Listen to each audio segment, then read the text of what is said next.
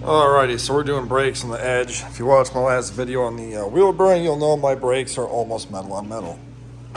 So, start off, jack the car up. I go right underneath the spring, right there, jack it up on that. Should use a jack stand. I usually put it underneath this. I didn't use one this time because whatever. Pull your tire off. There are 5 19mm lug nuts. Mine had a wheel lock, so I had to get that off. Next, you've got 2 14mm bolts. One there, one here. Okay. Save on time, I've already undid these, but that's what they look like. Fine thread. That holds the caliper on. Oh, excuse me. Depending on how you feel, you can try and take you a screwdriver and shove it in there and pull to try and compress the piston in the caliper. I decided not to do that because I have this guy here. This is a brake caliper spreading tool. Matco part number. I think they're all made by one company. Blue Point makes them too. You can buy these at Walmart. They're not very expensive. So once you get that off, you pull the caliper off. If it fights you a little bit, pry it off just a little bit here. You don't want to let it fall onto the brake hose because you'll end up breaking the brake hose.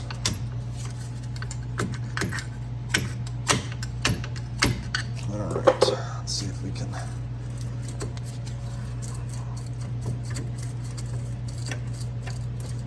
Mine's nice and rusty. We just got a whole bunch of snow here today in Wisconsin, so I'm working in water right now. Come on. There we go. All right, so once you get it off, just set it out of the way for now. And then you want to pry out your brake pads that are going to be nice and rusty. So this is the outside one on mine. This one's not that bad. My nice rust. And then the inside guy, oh, that one's pretty seized up in there. See if I can get this thing out. There we go. There. But yeah, that's the inside pad. She is pretty low. So that's why we're doing brakes right now. All right, and then you got a 15 mil bolt there and a 15 down here. Now you can go through this hole right here with an extension. I found that my snap-on angled like that with the depot 14. I'm sorry, not 14. This is a 15. The deep well 15 or a short 15, you get right in there.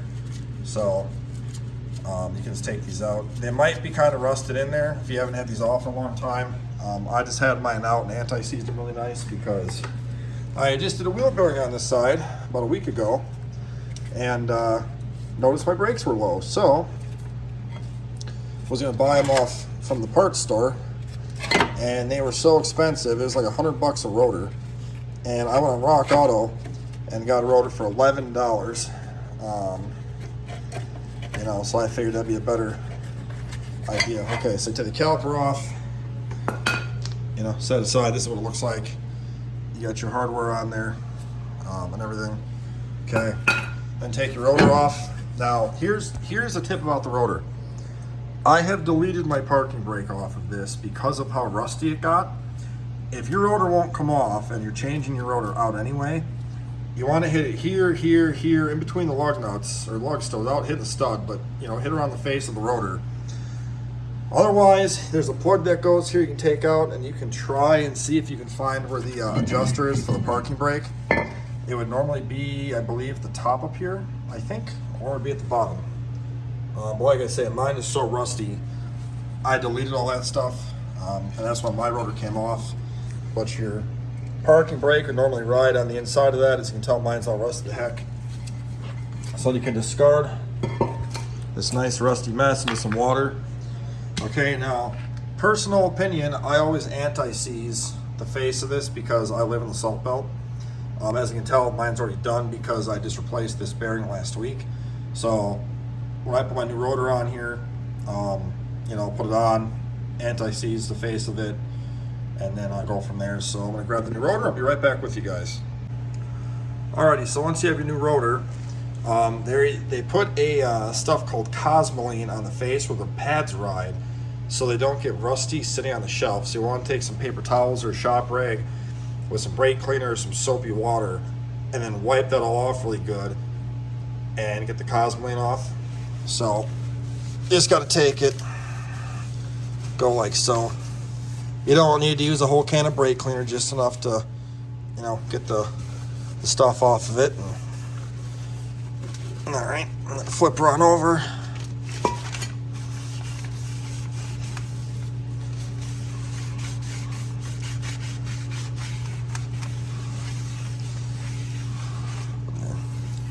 Now she's nice and pretty.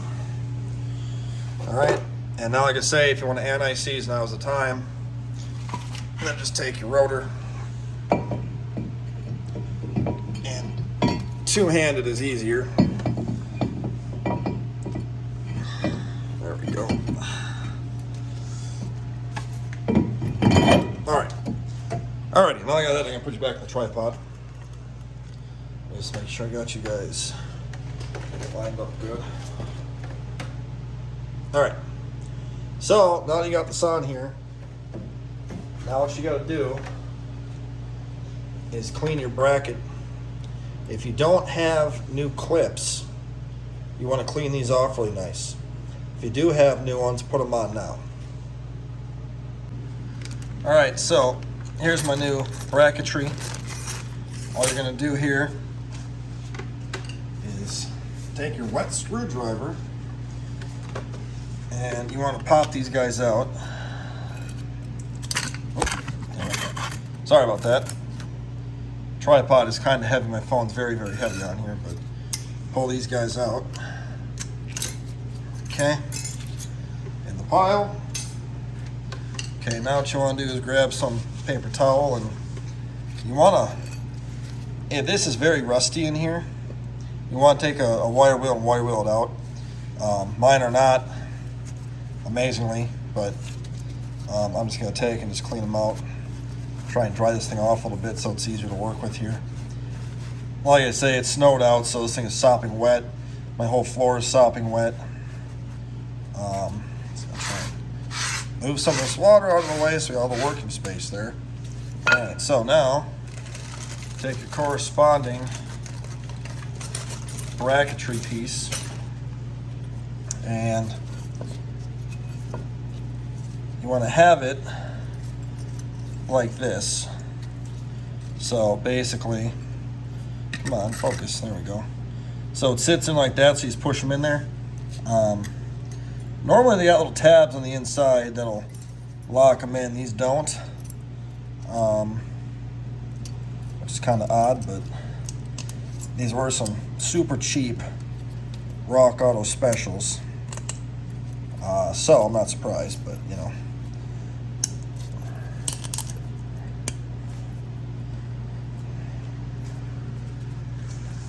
Might need two hands to push these things in. There we go.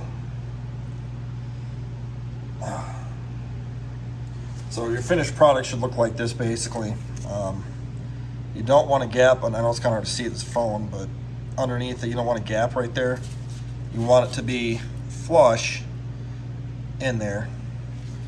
Okay, so, because if it's not, when you go to put the pads in here, it's not going to, the pads won't want to go in there. If you need to take a screwdriver and push it down, push it down. And like I say, not a huge deal here. Then take the next one.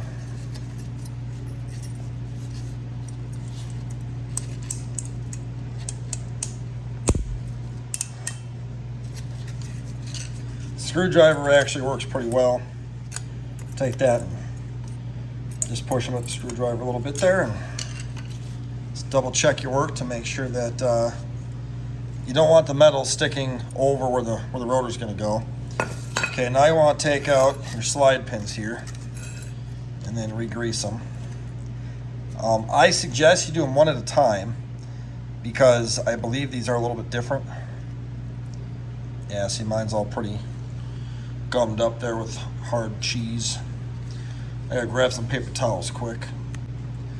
All right, so take it out and then just wipe all the old grease off of it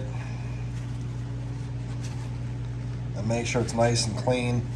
If it's really rusty, either replace it or take a wire wheel to it and get it nice and clean, because if it needs to slide back and forth very well. If it doesn't, you know, if you look at mine, well, it's kind of hard to tell, I guess, but mine's not rusty at all. Mine is very clean,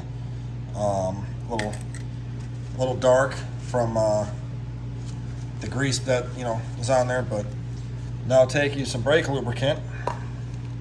You don't need a whole bunch of this stuff, but you know, grease her up really nice with some lubricant. Usually if you buy pads, they include a little bit with you.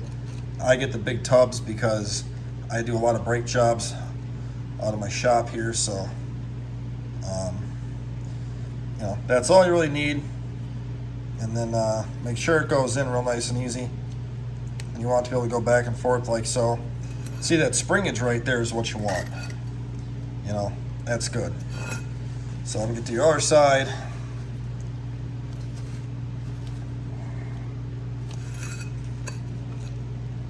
This one here is a little bit stuck. Oh, yeah, see, this one here is seized in here a little bit. Might have to work it out a little bit with 2 hands here. Yeah, this one's got rusted in there. All right, so we're back. Had to use some channel locks to get this out. As you can tell, mine is not rusty. What actually happened is the grease got so thick and clumpy from being so old, and it hydro-locked it in there kind of, or vacuum locked it, I should say. But this right here is what's different about these two. So this one here is the bottom one, you know, because the caliper's going to sit like this in the car, and this one here goes to the, you know, right there. So this one here is different. So if you get mixed up, the one with the little rubber end on it goes on the top one here where it says 16 on it. So I'll take some new grease, grease her up real nice.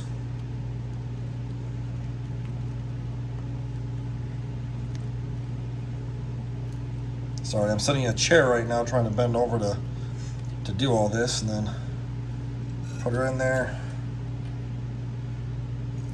Still a little tight. Probably should get a drill out here and drill this all out really nice, because let's see. Well, it doesn't feel like there's anything in there. The screwdriver came out clean.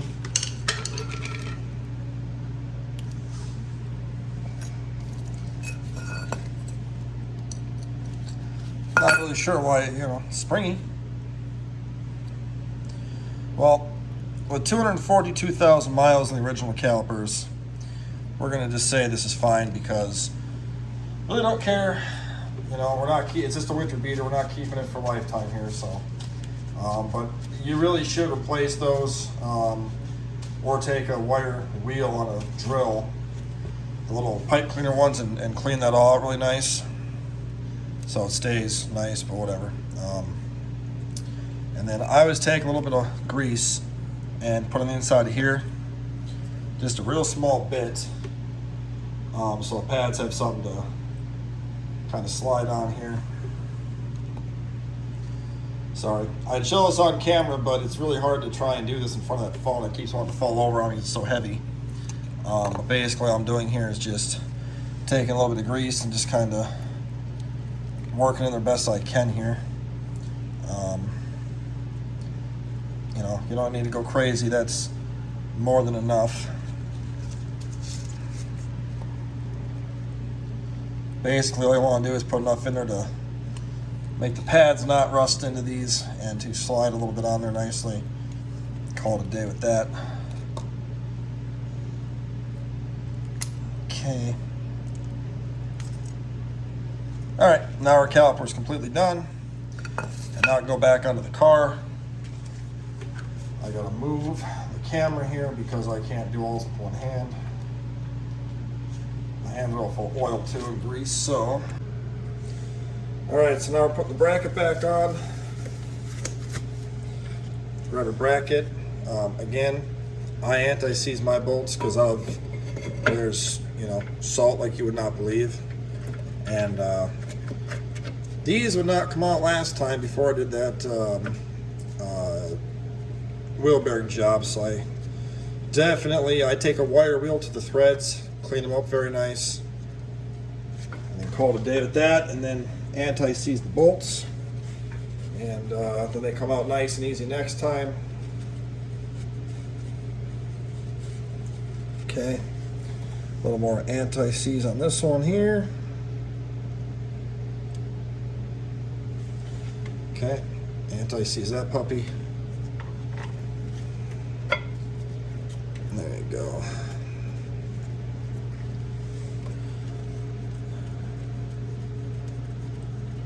These are also 15 millimeter. In case you're just joining us now, these are a 15. Okay, now I will use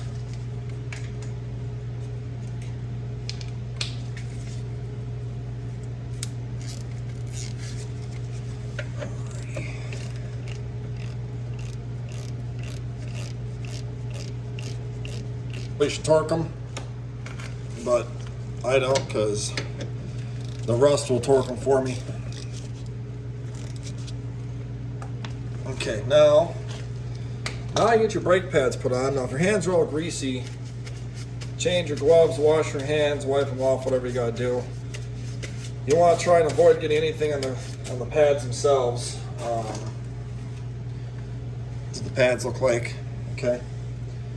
What you want to do is you want to slide this little metal piece here. You'll see it slides back. You want to put the pad in there, like angled, and then it's push in just like that. And they should push in real nice and simple.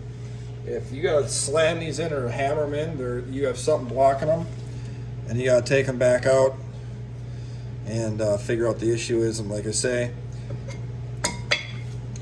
you don't want to touch the surface where these go, because that is the you don't want any oil on the face of the rotor or the face of the pad, or it won't stop like it should. Okay, so now we got to push in that caliper piston. Okay, so I'm going to attempt to make this viewable. Basically, grab your tool here. Now I've taken the cap off the master cylinder for doing this, so back in. I still think my caliper is a little bit screwy because this should go in real nice and easy. Mine is not.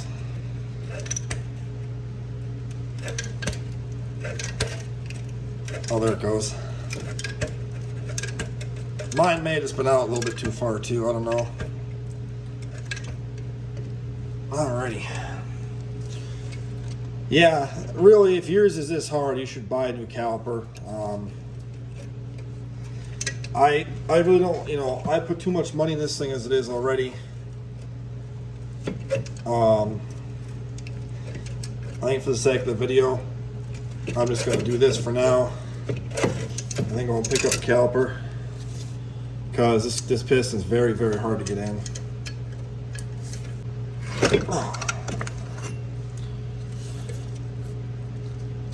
Alright, well, we are going to see if it'll go on here nicely or not. You want to make, oh, damn it.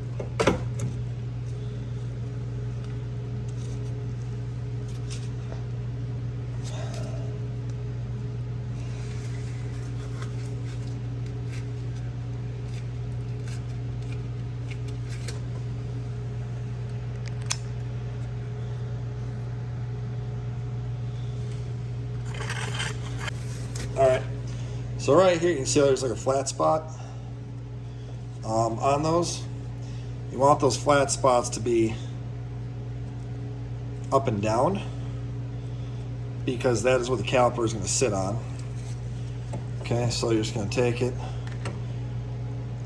There we go. Beautiful. Just like so.